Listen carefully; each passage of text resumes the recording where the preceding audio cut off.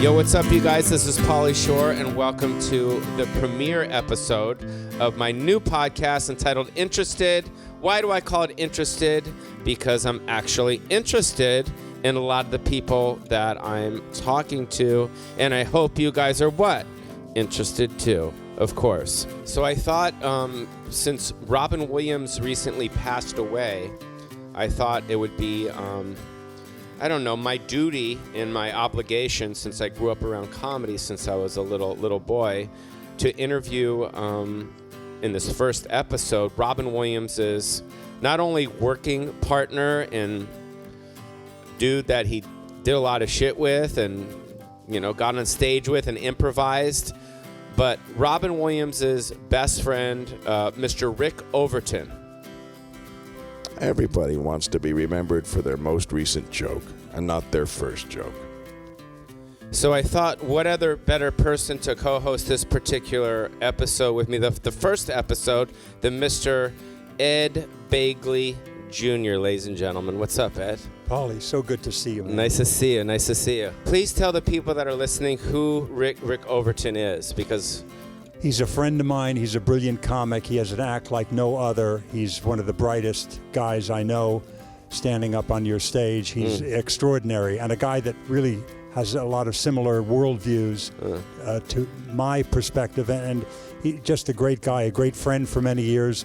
Back when I was still doing stand-up in the early days, we have a long and rich history. But for the people that that might be like, well, what has he done? Like TV-wise, like Dinner so they with can Schmucks, connect with him. Dinner with Schmucks, he was in that, of course, and TV shows. He's done a million sitcoms and what have you. He's definitely the guy that you would see and be like, oh, shit, I know that dude. Yeah, but he was great in Dinner with Schmucks. He's been great in a million different movies and things, and he regularly shows up to all my crackpot environmental things I'm doing. He shows up and does a great set for that. It's off the cuff. It's not like, wow, that's a set piece that he's had in his back pocket. And he was also in Miss Doubtfire, a little part in that with That's Robin. right, he was in Doubtfire, because Robin loved him, as you know. Yeah. And he loved Robin. Yeah, and that's why I wanted to sit down with him, because it was part of the Comedy Store Memorial. And for those of people that are listening, Ed Begley Jr., I met you the first time, I think, when I did St. Elsewhere with Howie Mandel. That's right. That was in the 80s, in the mid-80s. Yeah, that was fucking awesome. It was great. My girlfriend was dying of cystic fibrosis. And I played a punk rocker, and you were one of the doctors on St. Elsewhere. And you were appropriately anguished. Yeah. Right. So Ed and I reconnected recently, you guys, through the Comedy Store Memorial for Robin Williams, as we all know, who passed away.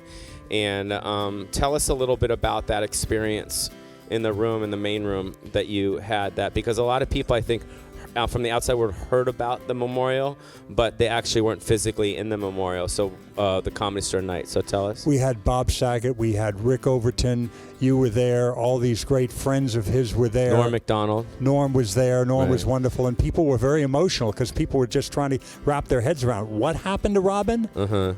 How can that be? Yeah. How much pain was he in that he would even consider such a thing? And Larry Bresner, his manager of like 40 years, was there. He spoke. He spoke, and he was great. Which was crazy. Yeah, he was fantastic. Yeah, and also Sarah Michelle Gellar was there. Right. Seth Green was there. Yeah, it was an incredible night, and funny and dark and, irreverent. It was just wonderful. And you worked with Robin on a couple stuff. What was it? We worked on a lot of environmental things. We would do these, the Bobby Kennedy, Waterkeeper Alliance thing. Wow. We did that sort of thing. I never had the pleasure of working with him on stage or in a movie, but I was a big fan of his. I was there as a fan as much as anything. Yeah. Look at the body of work, Awakenings, and all these incredible movies. Moscow on the Hudson is a huge talent. Yeah, we're going to get into that. So you guys sit back. This is my first episode of the podcast, Interested. Ed Begley Jr. is going to sit in and comment with me on the Rick Overton interview that I did. Rick Overton, to me, whenever I would see him, I would think of Robin Williams. Just like I would see David Spade, I would think of Chris Farley. Right. You know what I mean? So Rick Overton was very close with Robin and was very much affected by the death of Robin Williams. And so, are you interested? I'm very interested. He's one of the few people, Rick, I can think of who could hold his own with Robin on stage. Very much so. And let's sit back and listen to him. Here it is, you guys. This is Rick Overton discussing about Robin Williams' passing and amongst other things. So check it out. And this is Ed Begley Jr. He's going to comment with me. So here we are, guys.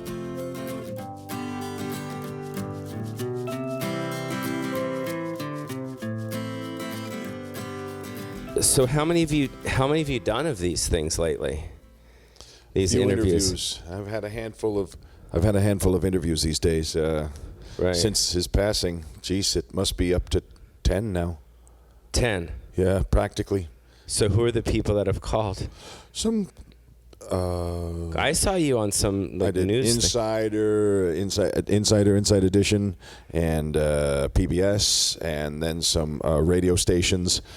And yeah, it was the radio stations. Yeah. So thanks for sitting down with me. I needed to have a talk, whether there were mics in our face or not, about this. I know. Because this was a giant chunk of our mutual history. Yeah, is now capped in a way.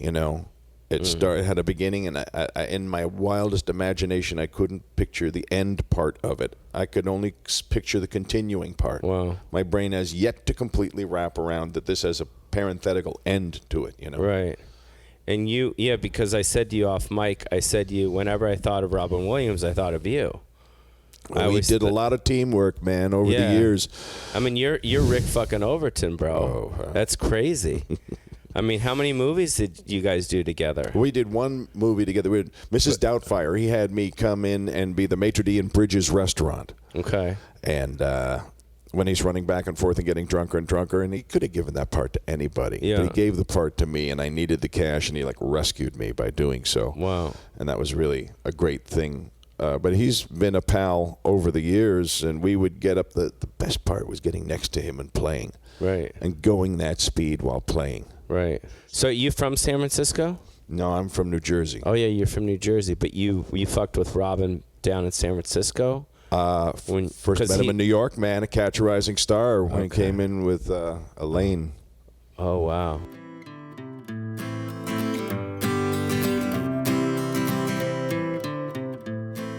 So I'm here with Ed Begley Jr. listening to Rick Overton.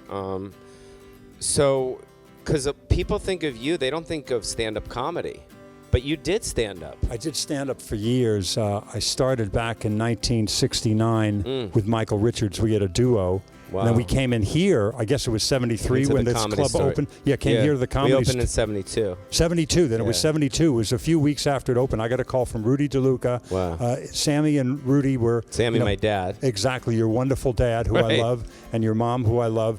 And they were, getting comics to come and show up, because before that it would be the Troubadour kind of owned all the comics, who would come, or the Ice House, that was kind of it.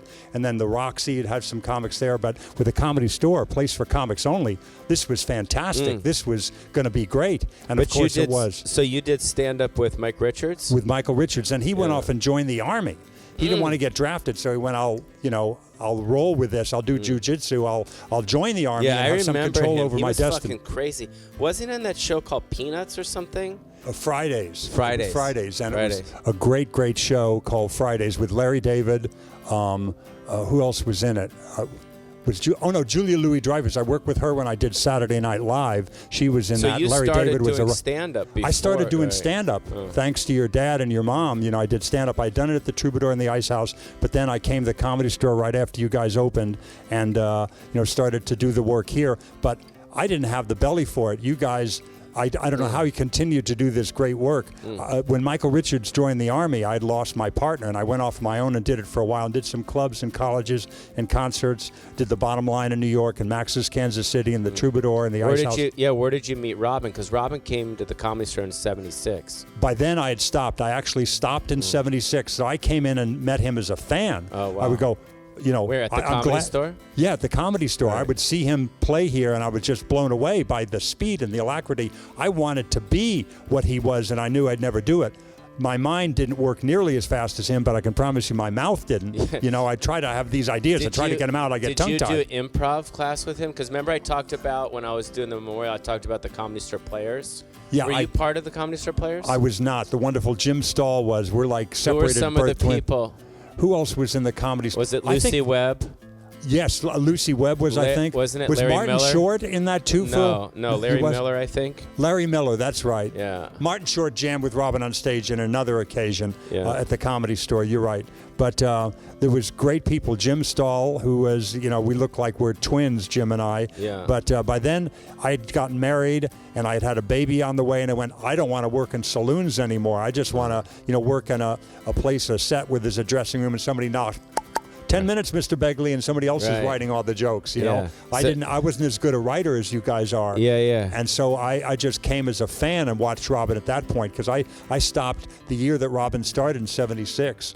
And then I would see him, because I'm good friends with Penny Marshall, so I'd see him with Penny, and Gary Marshall's a good friend. Then he started doing Mork, and I was just blown away. So I'd hang around the set and watch him improvise. They'd have these scripted line, then go, like Robin. They just have like a thing, Robin, some and asterisk. He would just fuck around. He'd just go around, and they cut together this gold. Yeah, I think that's why, why so many people are so affected by the death of Robin Williams, because everyone knew that that's who he was that guy that would just go. And there is no one else like that. No one like him. He's extraordinary. Yeah, it was kind of like when John Lennon died. You know what I mean? It was just whoa. Yeah, Everyone was really affected. That won't be happening again soon. But something that Rick said is so true about Robin to another side besides the comedy, and that is his generosity, what he did for Rick by making sure, hey, I haven't seen him in anything, a TV or a film for a while. Let me do this for him. He was like that. You'll hear hundreds of stories like that where he would help someone. So we're here with Pauly Shore. That's me. What's up? Mr. Ed Begley Jr. Yep. Are you interested? I am. All right, here we go, guys.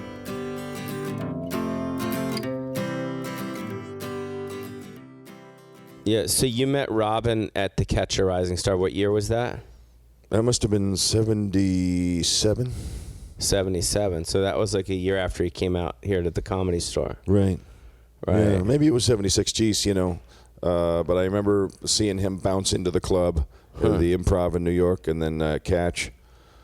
And then we started talking, and then he heard I do improv, and we had a mutual love of Jonathan Winters. Huh.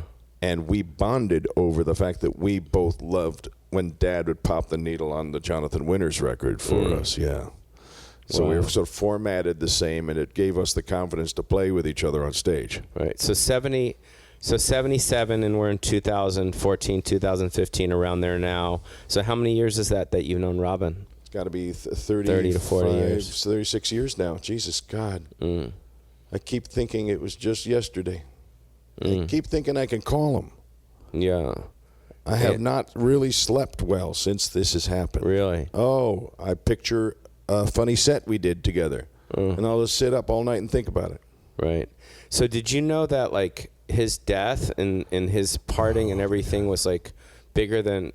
I was watching TMZ, and I was watching Harvey Levin. You know TMZ, the old Jewish dude? The executive producer. Yeah, right. And he said that the death of Robin Williams crashed the TMZ website, and no one has ever done that before. There was so much interest about Robin Williams' death, and people were so hurt by it, and so more than Michael Jackson, he said. That's like this is John Lennon-sized death. Yeah, in our culture. That's what I'm saying. To all those naysayers who thought they'd be clever and say, "Oh, he's a coward. He's this or that." You better watch your words. Like Rush Limbaugh just lost a bunch of stations from doing that because he went after somebody who adored the troops and the troops adored him. That was a stupid move, man. What happened? Rush Limbaugh was bagging on Robin Williams and saying it was the liberal lifestyle and his drug use that killed him. That has nothing to do with what happened.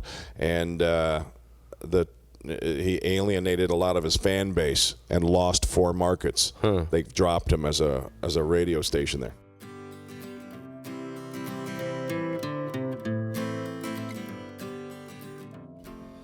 So what do you think about the fact that that the TMZ website crashed? Well, I'm not at all surprised to hear it. It's just shocking information and totally believable, though, when you just take a second to digest it, because of the way that he was loved by people, as Rick rightly states, from both sides of the aisle. He was a friend to our troops, would go overseas and entertain the troops, and, he he certainly shared a lot of my same beliefs, but he was a guy that also believed in taking care of people who are courageous among us and courageous in other parts of the world, and going there and making sure that they have a few laughs after they've done their very difficult work. Yeah. So just, I mean, Robin Williams' death, it kind of transcended every color, also every race and all that stuff, right? It did. Every person was...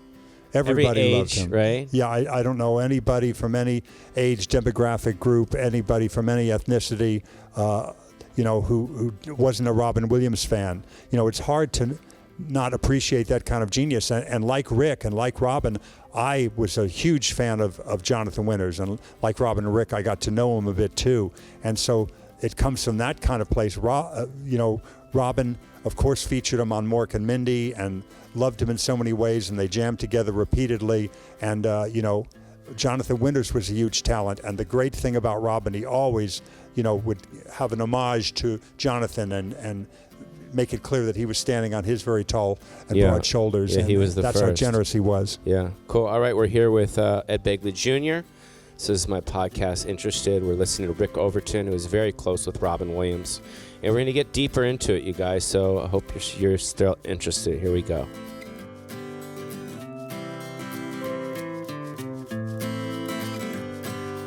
So why do you think that, I mean, for me, I know why I feel that Robin affected the world, but you as his Rick Overton, like you were his best friend. You were like his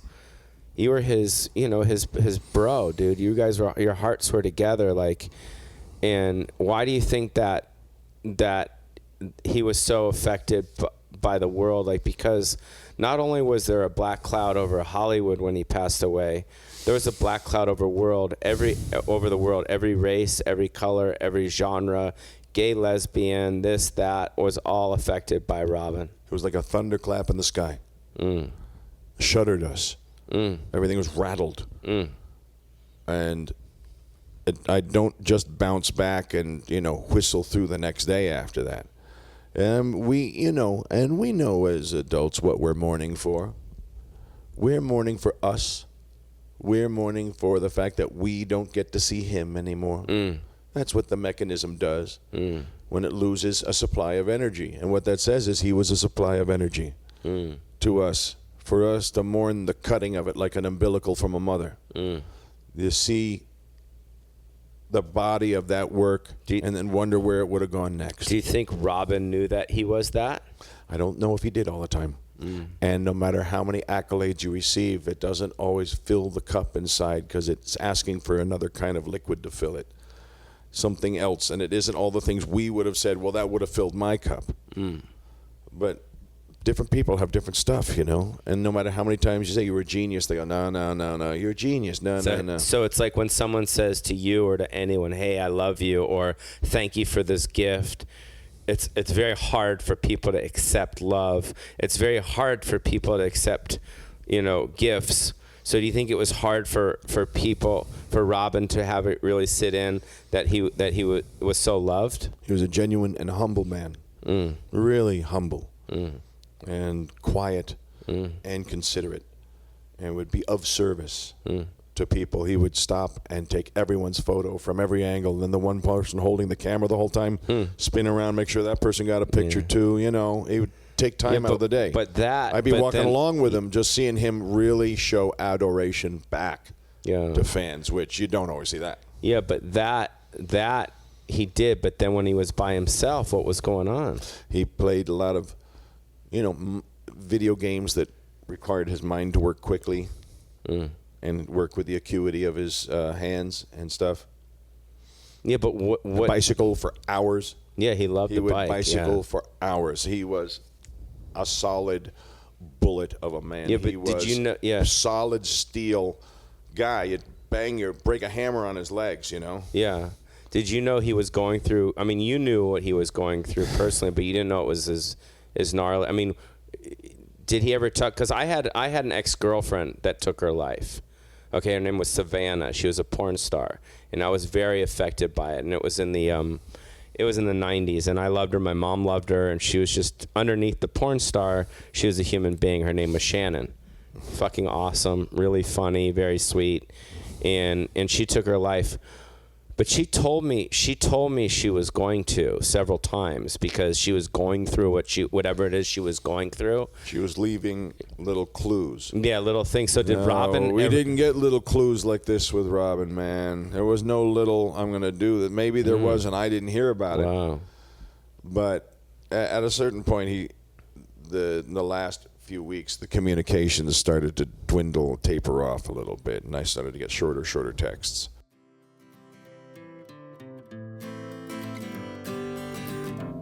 So I wanted to stop at that point. I mean, obviously, you don't know either. Nobody's going to know. I don't think we're ever going to get to the bottom of this mystery. But he was a guy, this mind, the speed and the complexity that was his friend up to that point maybe became the enemy, where voices, those quick and brilliant voices, started saying things that were untrue or unkind to himself. That's certainly possible. That somehow that incredible gift, it turned on him. A fabrication to fabricate situation. Yeah, but is it almost like, remember Animal House? There was the devil and the angel. Right. Do you think like the devil got the best of him or what? Some sort of devil did. I don't know what. Because Rick says later on that person that killed himself wasn't Robin. No, I don't think it was Robin. There's something going on from some heart medication he had or Parkinson's medication or something that occurred, some chemical imbalance, because that was not Robin that did that. It's just so uncharacteristic.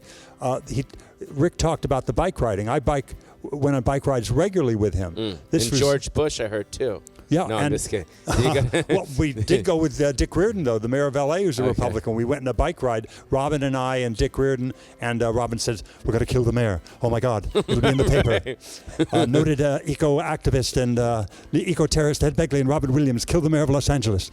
But, of course, we didn't. The mayor of Los Angeles was a great bike rider, but we had a bike ride, notably one afternoon up in the hills there, up above Sunset Boulevard with Robin and the mayor, and he was an incredible bike rider. And then he always loved his gadgets and stuff. He had something I'd never seen it before. Now I know everybody knows who rides a bike. It's called a Camelback, and became available in the 90s. But Robin was the first one I know that had one. It's like a water bottle that fits on your back that has a tremendous amount of water. A little straw that comes around, sits right near your mouth, so you can just kind of turn your head and go and get a little sip when you're kind of like being a dentist. Exactly. You got the little rinse. So what do you? But what do you think it was? I mean, because he had a beautiful wife, beautiful kids, an awesome career. It was because he had depression. Do you know about depression? I mean, we all get depressed, but do you think it's like alcoholism, where depression is a disease? It might be. I don't know much about it. Anybody gets depressed once in a while. We all get depressed. I get a little bit depressed, but it goes away in like 5 minutes. Right, exactly. I mean, I don't think it ever hits a double digit.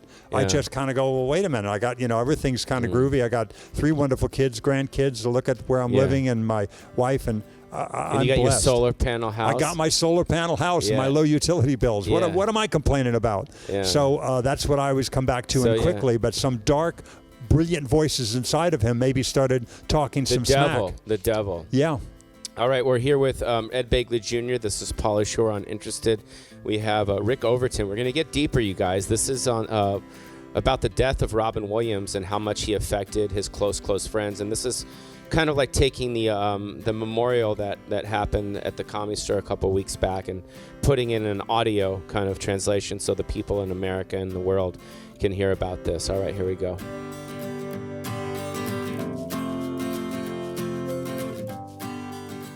I think I was watching, was it CNN or something, and they interviewed the lady that served his last breakfast, and she seemed like Robin wasn't acting weird. He was just being cool. I don't. Yeah. I don't know what mechanism does this. Yeah. In the human brain, but I know that guy wasn't Robin. Right. That the things that break in our bodies, there's also breakable parts in our minds, decision-making centers in our brains. Those things can break. Wartime breaks them constantly on people. trauma, and disease does it, and having your heart restarted.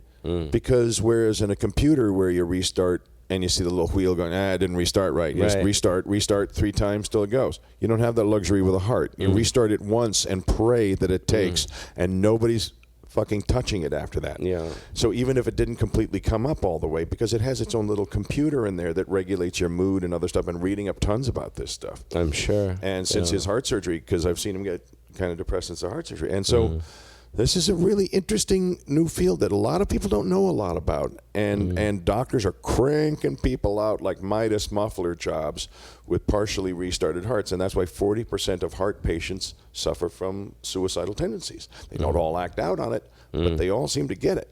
I mean, 40%. This is a statistic now after having a heart stopped and restarted, to have worked on it. Listen to what he's saying. 40% of the people who undergo that kind of serious heart surgery have not just depression, suicidal tendencies. There you go. That's close to 50-50 odds that that's going to happen. I'm afraid that happened to Robin. So didn't David Letterman have heart surgery? He had it open, because I remember. I think he did. Yeah, because I remember when Robin Williams was on David Letterman's show, and they had that kind of connection. That's right. Yeah. So I think for Robin, I think it was a combination of a whole bunch of stuff. I think so. Like the Parkinson's.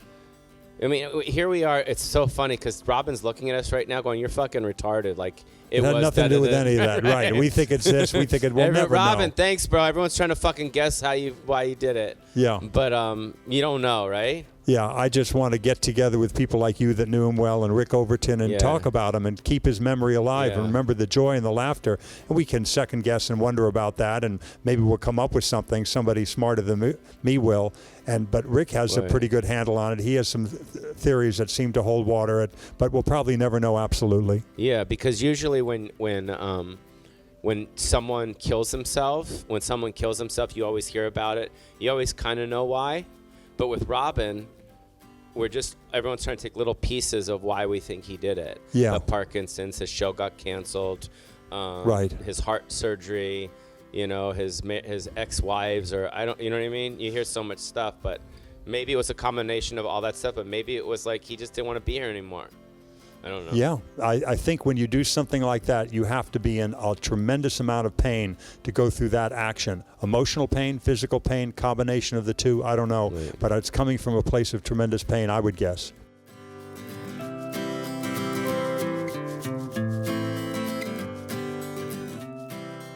My dad's going through some stuff right now. My dad's 86, and he had a pacemaker, I think, put in, and then he just had to redo it. Yeah. And I guess, when you're in your 80s and you're getting surgery, it's fucked up. I mean, look at Joan Rivers. Yeah. How's she doing? What's the latest? I don't know, but I'm sure when this interview comes out, people will know. We'll know the story about that. Yeah, they'll know the story about that. But I guess anywhere in your 70s or 80s, if you're getting any type of surgery. We're here with Ed Begley. That's how timely this is right now, because when I did the interview with Rick, Joan Rivers was, I guess, in a coma. Was it in a coma? She was in, I think they might have even induced a coma so that because there was some complications from some vocal cord surgery.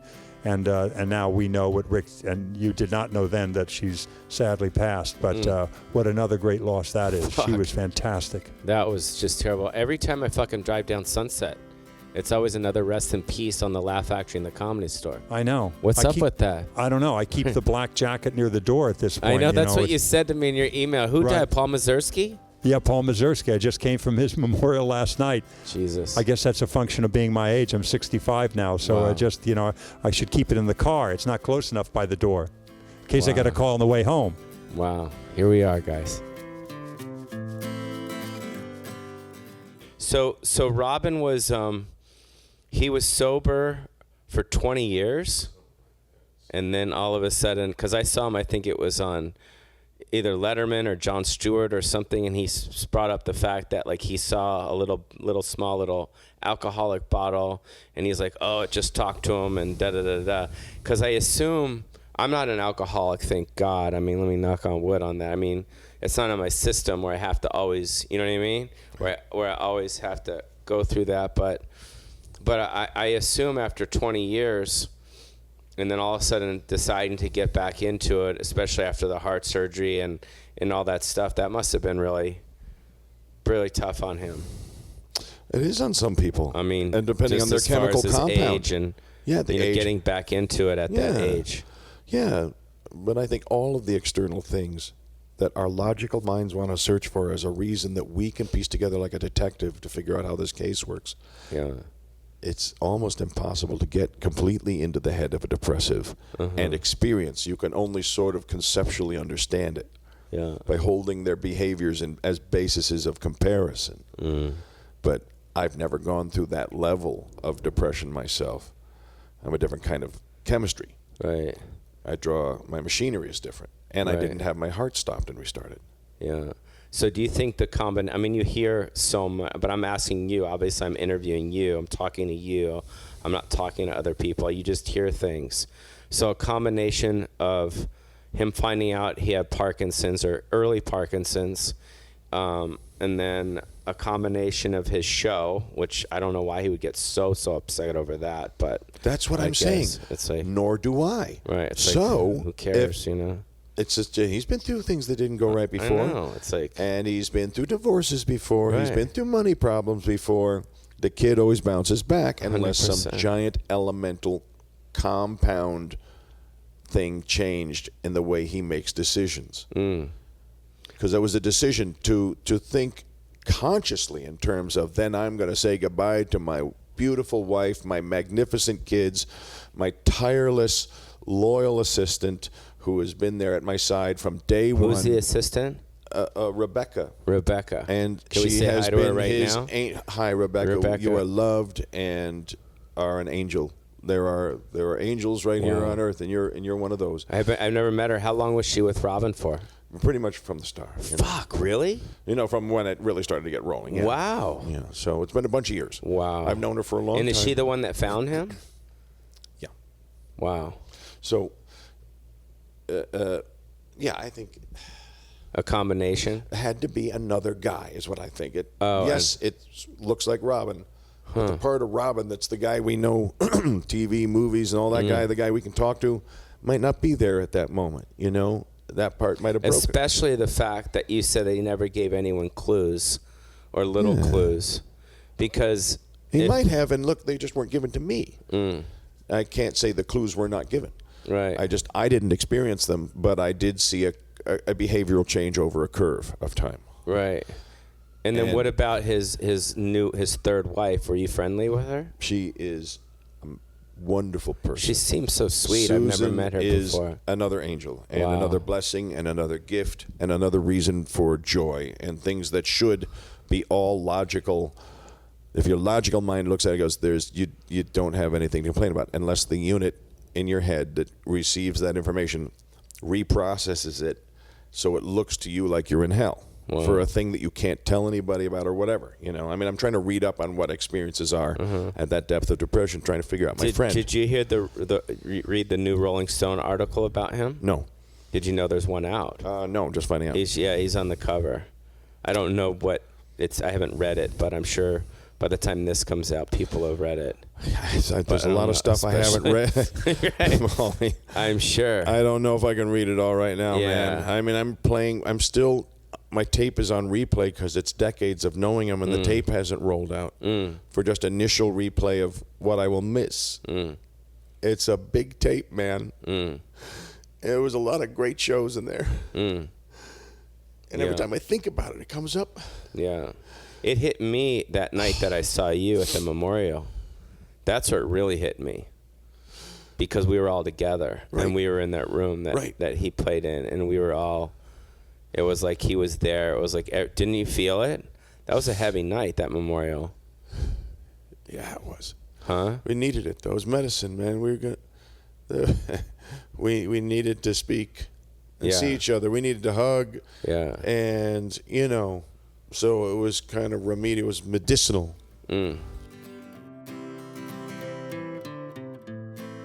what he said was true. It was a very healing and important time to come together in that room. There's some heavy mojo in that room as regards Robin, and all of it good. So for us to come together and celebrate and mourn and do all those things that one does with this kind of a horrible event was important. As Rick rightly states, it was needed, necessary medicine. Yeah, and I'd like to state that I think that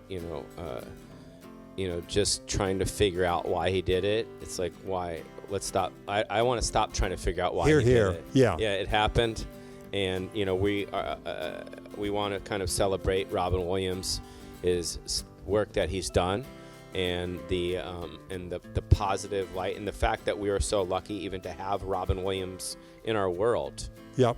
His concerts that you can get are available online anywhere. His work, Good Morning Vietnam and Awakenings, these brilliant movies. Dead Poets Society. Good Will Hunting, Dead Poets Society. I mean, these are important movies. Nanu Nanu. Yeah, exactly. And we get into that coming up very soon. So we're going to try to shift the interview into a little bit more positive. But Good. I wanted people to hear Rick and hear you and me, and try to kind of bring them into that night that happened at the Comedy Store. So it's all part of the experience, that darkness that you had to pass through, and now coming out into the light as we are remembering the brilliant work and the brilliant times and the laughter and the joy. That's where we're at now.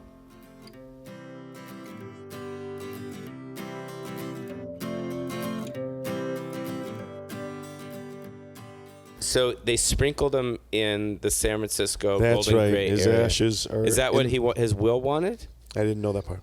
I don't know. I didn't see. What did you feel about that when you saw that on the news? That Robin Williams was sprinkled, his remains, or his what's it called, ashes, were sprinkled in San Francisco. Well, he loved San Francisco. Yeah. And water has a symbol of rebirth in life. Wow. Built into it, And that all makes sense, and it's the wishes of his family, and I defer to everything they want. Yeah. Their sake comes first and foremost for whatever I do to honor him. Yeah.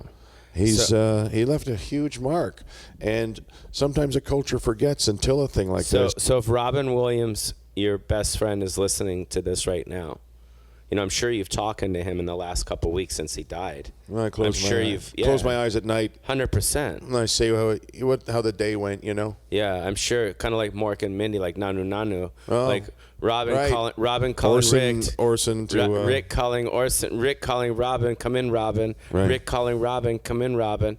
What would you say to him right now if he's up there? He's listening to us, dude. I mean, for sure. I would say. He's up there. He's talking to you. Talk to him right now. I'm not qualified to say that isn't true, Pauly. That what? That he isn't listening. No. I have no qualification to say that isn't absolutely true. I think he is. There could very well be that possibility. 100%. Yeah, and on the off chance that that's so, I would say to Robin, look at the mark you left on our world. Because we have so much of what you did, you will keep leaving it for us for a long time. And if you need to rest now, then that's your call, man. And you earned it. And we don't have the right to judge that part, except for the fact that it hurts us because we're missing you. But if it hurt you worse, we don't have the right anymore. And then it's got to be your call. And at least you're out of pain and you're loved and missed. And that's it. We'll never forget you, ever. Yeah. You were too good in every way, in every meaning of that word. You were too good a person. You were too good a performer. We'll just never forget that's not possible.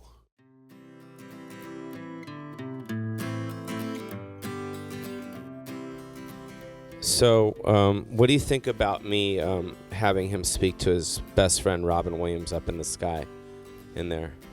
I think that's entirely appropriate because nobody knows that isn't true, and nobody knows that it is true. So if you feel like you're communicating with something that is a part of your life experience, who's to say that you're not? I mean, what is this? Just electrons? Is this just atoms and oxygen and nitrogen and carbon? And is that all we are? Is there something else going on? Is there some sort of a spirit and a soul, a connection. Yeah. Does it just all go away? Nobody knows, of course, but I suspect not. That's kind of the most ludicrous thing. That okay, you're alive and you live and it's dead and that's it. There's nothing after that. Right. Absolutely nothing. Wow. What do you mean? You sleep and you wake? No, you never wake up. It's nothing. That's kind of the most far-fetched of all of them. Yeah. So if you want to look upwards, outwards, downwards, anywhere, and speak to someone that was here before that touched you so much, I'm not going to stop anybody. Yeah. So if Robin is listening to us right now, and you had a lot of moments with him, right? What would you say to Robin right now? Because I know you said you went on bike rides with him, and you spent a lot of time. I mean, he touched you. Obviously, you were here at the memorial. You spoke, and you were very close with him as well. What would you say to him if he's up there? I'd say, I'm sorry I took that money. There. He's up there. I'm sorry I took that money out of your bike shorts when you were changing your jersey. That was wrong. I know that now. Maybe I'll give it to your widow. I don't. Maybe I won't. I'm a little short right now, but I'm sorry. It was a couple $100. Hey, I thought you could afford it. You're Robin Williams, but still, it's wrong. It's wrong. You felt bad now. I feel bad. But now you're okay. Now I'm okay. I'm not going to give the money back, but who would I give it to, really? Yeah, we miss you, Robin. We love you, Robin. And we're going to hear with Rick Overton's interview. This is Ed Begley Jr. on the premiere episode of Pauly Shore's Interested. I hope you guys are still so interested. Here we go.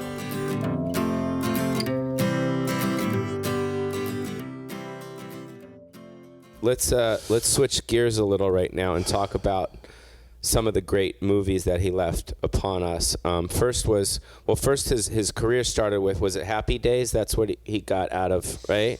The first pass at Mork, yeah. Yeah, it was Happy Days. Right. Were you with him when he got that, or that was before? No. But I there was a couple of times I bumped into him, but we didn't really know each other, and I saw him, and I saw him earlier when he came into the Improv. So the whole Nanu Nanu thing, how did that whole thing come about?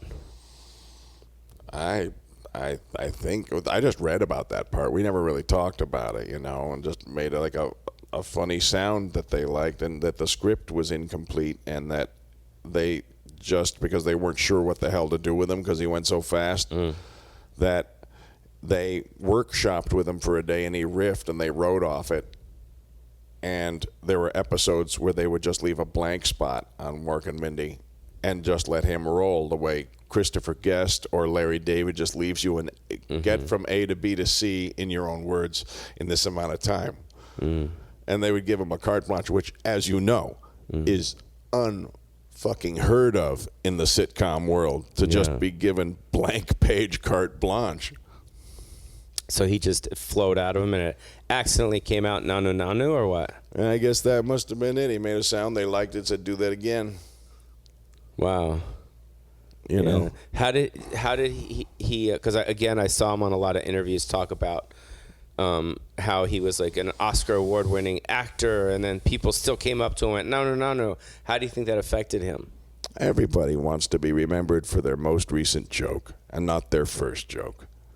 And isn't that true? You don't want some guy quoting your earliest stuff. You want him to know you the most recent stuff. Because you want to. That's it's like saying, yeah, but I'm still here and I'm making new things. Yeah.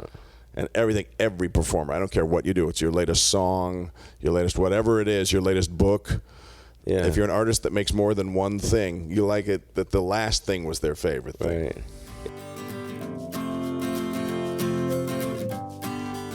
So we're here with Ed Begley. So what do you think about that whole being? I mean, I think in Hollywood, you work really hard to come up with your own thing, then you work really hard to get away from your own thing. Yes. What do you think of that whole thing? I think you never became known for like something. I was known noise or something. No, nothing like that. Where people would come up to you on the street and go ba ba ba ba ba, and now you're like, shut the fuck up. No, it was. I was known for a while and very happily known for Dr. Victor Ehrlich on St. Elsewhere.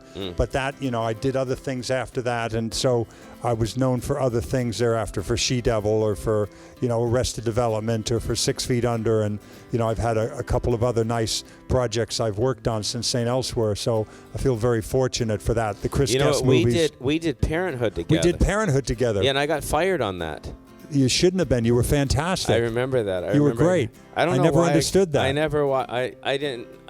I I didn't know. That's why it didn't go. That's why we only did that's why 13 it got episodes because canceled. you weren't in it. But do you remember? Yeah. I got replaced. I was on Parenthood. It was a pilot. If you guys that are listening, there was a movie a long time ago starring Steve Martin. Yes, Keanu Reeves was in it. Steve Martin and Mary Steenburgen. Yeah, and NBC Martha Plimpton. picked up a show called Parenthood. Ron Howard did it, correct? Ron Howard and Brian Grazer did it. NBC, yeah. And then it was good. Leonardo DiCaprio was my nephew.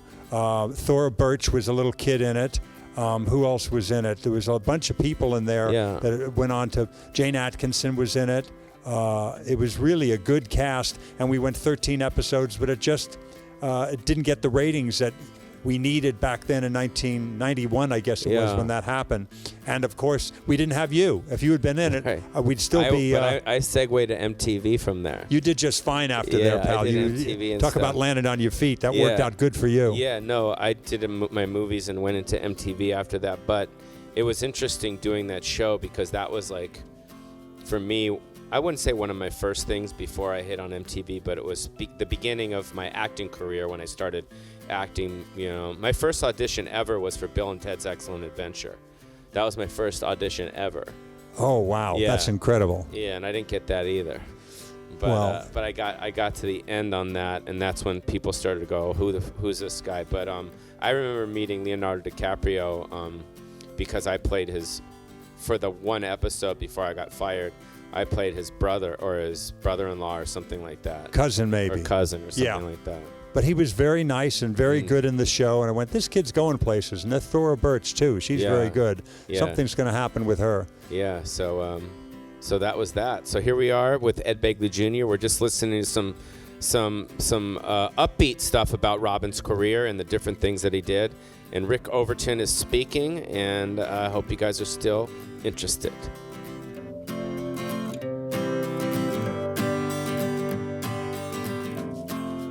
So his first big movie, I remember Popeye as a kid, going to see it in Westwood. So that was in the 80s.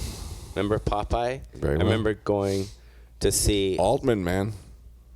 What? It's a Robert Altman film. Wow, interesting. My buddy Paul Dooley's in it. Wow. So what was that like for Robin? That was a big deal.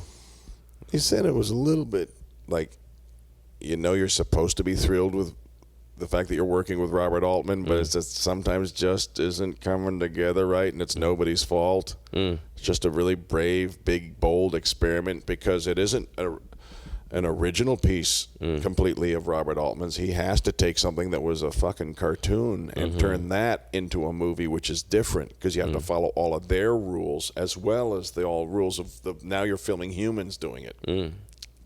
Massive conflict in that, So did you ever because it's a human not completely acting human anymore, and his whole thing was about making actors act completely human in Altman films. And so to go that departure from wow to hey, come on, talk to me, got an overlapping dialogue like all the other films. It was a tough challenge, but Robin still launched from it, but it wasn't the favorite thing he ever did. Yeah, I thought he was great in it. He was great, but then he totally grabbed a hold of America with Garp. Oh, with Garp. Yeah, World According to Garp. Yeah. What year was that around? That was in like the next 80s. 2 years after after Popeye. I think Popeye was 80. Yeah. And I think Garp was 81, 82. Yeah. So how was that for him? Way better. And then Moscow on the Hudson. Way better. Right. Now he's doing every favorite thing he loves at once. Is doing like a character voice and but being pure and real as the character. Yeah. And then he was partying a lot because I remember him with Sam Kinison here at the Comedy Store days. Yeah. He was getting. I partied with Sam as a kid. Like I did drugs with Sam, but I never did that with Robin. I never didn't either. Yeah, I never. I never saw like a. I ran into him after he partied. Right. But I didn't party with him. Yeah, he never was like in a room and there was Coke and there was like Richard Belzer and like fucking Walters. I wasn't invited. I knew all those guys. I even knew Belushi. Yeah. But I wasn't invited to the table of that stuff, But they all liked goofing with me and playing with me, but they didn't want to bring me into the room. Right. And what was that like? Because he was with Belushi when he died. That seemed like he was pretty affected, huh? Well, that shook a lot of us into a slightly healthier lifestyle. Yeah. It was a big wake-up bitch slap to see that in the paper when I had just seen him the night before walking by, and his skin looked kind of purpley gray. Wow. So he was 8-balling or some shit. Yeah, I took all the pigment out of his face. Fuck. It was a cold around him. I mean, when he walked up the stairs and we were at the big round table. Where? At the Prov. And Bud had his round table in the back there. And they went upstairs to the upper part. No. And we just felt like there was a chilly something going on there. And that was it.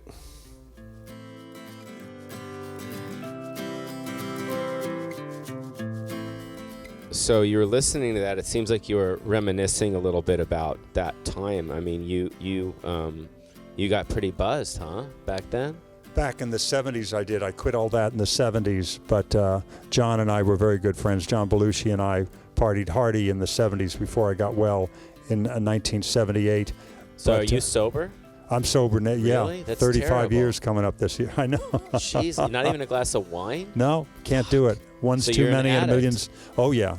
You're a I can't straight have up one. addict. If I could have one, I'd have it, but I can't have one. Wow. So, So you've been sober 35 years. yeah, this year it'll be December. In a few months, it'll be 35. Wow. And then you stopped. What? You woke up one morning. You go, I got to go to AA. Yeah, well, I almost died. I wound up at Cedar-Sinai with an IV in my arm going, Christ. check, please. And, God.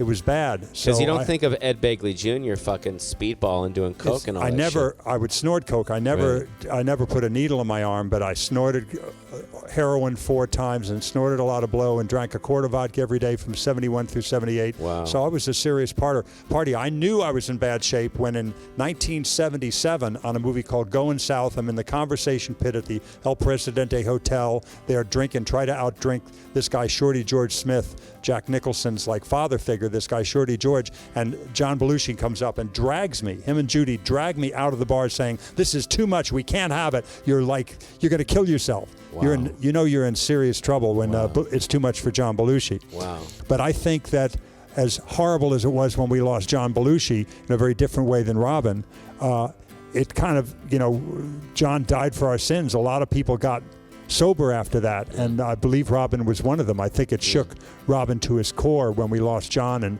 81, and he used to party hardy.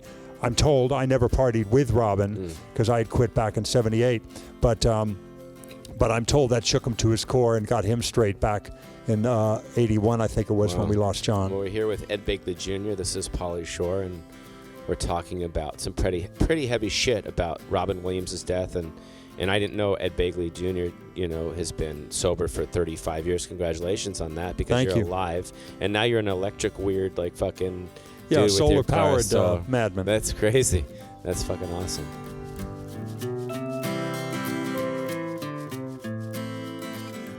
And then what about the when he got his Oscar? What was that like for him? That was extraordinary, and it was subtle, beautiful, dry, heartfelt, incredible piece of work he did in Good Will Hunting.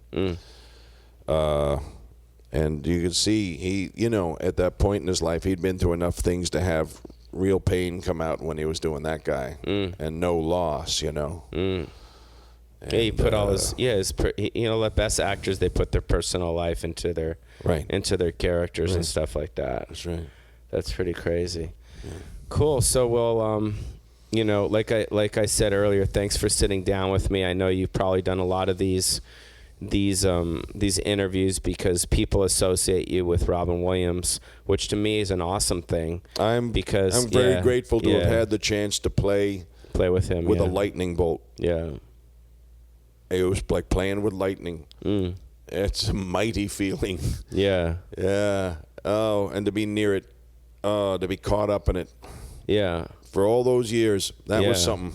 Well, I know he loved you too because, when I would watch you guys, whether it was, I don't know, TV or old tapes or something, I'd always see you guys just having a great time together. Yeah. Almost like David Spade was with Chris Farley. You know what I mean? There was like that. Like Tim Conway and Harvey Korman. Yeah. So thanks for sitting down with me. And then as far as the stuff that you're doing, I'm going to do your podcast too. Thank you. Let's do it in the next couple of weeks, man. We'll do it in the next couple of weeks. That would be great. All right, guys. Thanks. Bye. Thank you. Bye.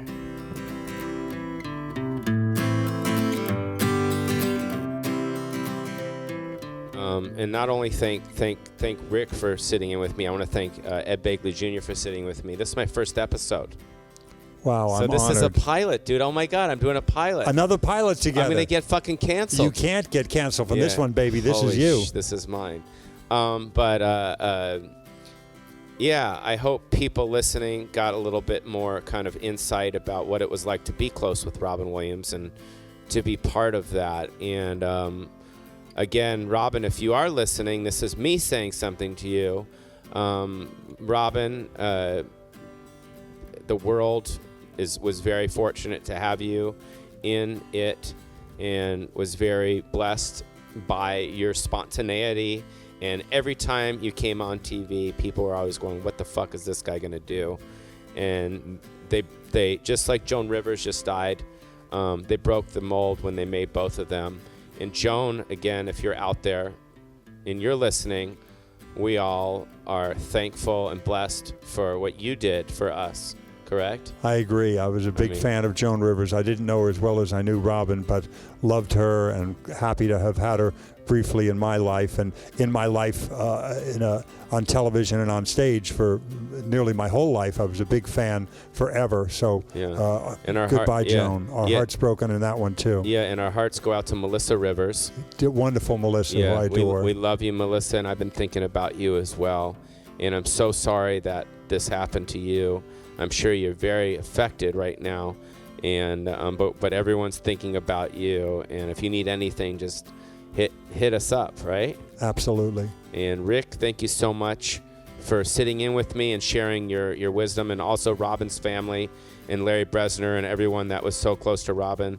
We want to our hearts go out to you guys as well, and want to thank you for giving us Robin and Larry. Thank you for managing his awesome career, and and giving us. I know we saw you at the memorial, and you say where you first met Robin. I thought it was awesome at an acting class that you were following your girlfriend to, and you found Robin there, and I want to thank Larry's first wife or girlfriend for. Right? Exactly. Does that make sense? That was the catalyst for all this happening. Yeah, it's all happening. All right, you guys. We love you. Bye. Thanks.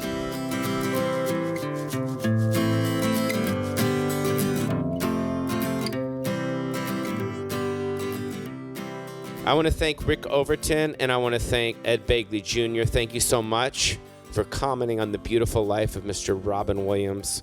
And right now, I'd like to tease next week's episode with the old school master of disaster. Ladies and gentlemen, Mr. Arsenio Hall. This day and age, you either go dance on ABC or go fight on NBC. So thanks, Arsenio. We'll see you next week where Paul Rodriguez